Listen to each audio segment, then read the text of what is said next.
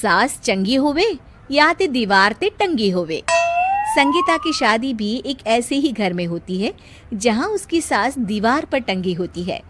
ससुर और पति शादी के पहले दिन उसे सास के फोटो के सामने ले जाते हैं, जहां ससुर जी कहते हैं, बेटा बेटा संगीता, ये तुम्हारी सास थी, बहुत नेक और भली, लेकिन थोड़ी गुस्सैल थी।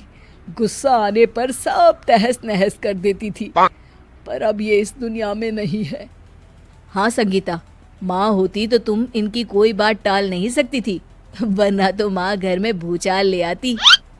संगीता मन में खुश होती है कि अच्छा है कि ऐसी औरत अब इस घर में नहीं है, लेकिन दिखावे के लिए वो जैसे ही सास की फोटो के सामने हाथ जोड़कर खड़ी होती है, ये क्या?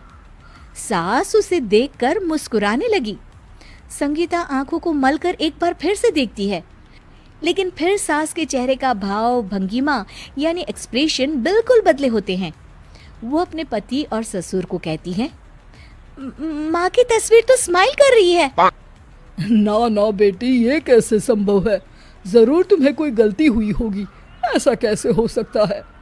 लगता है तुम शादी की सारी फॉर्मेलिटी करते करते थक गई हो, तुम्हें आराम की जरूरत है संगीता।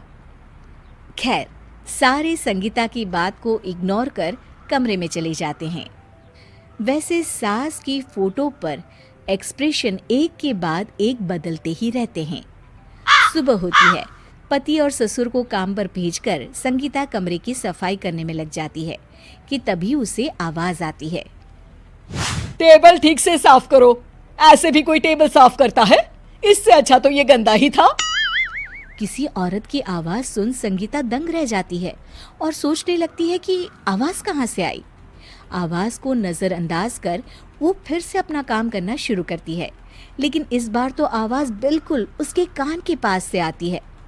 मेरा घर है ये, जब तक मैं थी चमका कर रखती थी, हर एक चीज शीशे की तरह थी। तुम्हें तो ना सफाई आती है ना कुछ पता है। क्यों तुम्हें मेरे घर की जिम्मेदारी दे दी गई है? पता नहीं तुम में मेरे बेटे को क्या दिखाई दिया। मैं होती तो एक से बढ़कर एक लड़कियों की लाइन लगा देती। अब संगीता को समझने में देर नहीं लगी कि ये आवाज किसी और की नहीं बल्कि उसकी सास की है, जो दीवार पर टंगी है।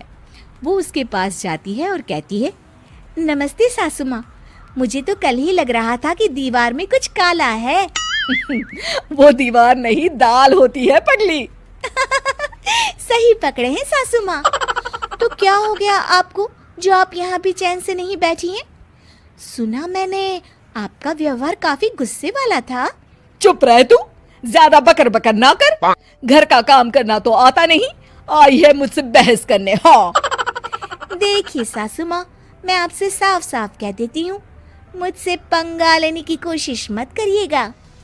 तभी पीछे से संगीता का पति आता है। अरे संगीता, किससे बात कर रही हो? कौन है वहाँ? संगीता की सास की फोटो फिर से पहले जैसी हो जाती है। आपकी माँ से कह रही थी कि मुझे काम करना आता।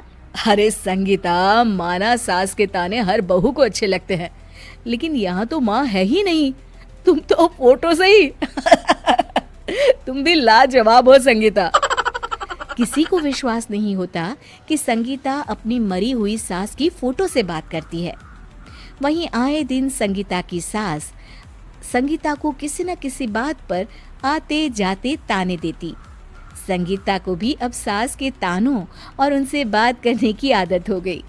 वो कभी खानदान की कहानी तो कभी तीज त्योहार कैसे मनाए या किसी व्यंजन की रेसिपी सास से ही पूछती।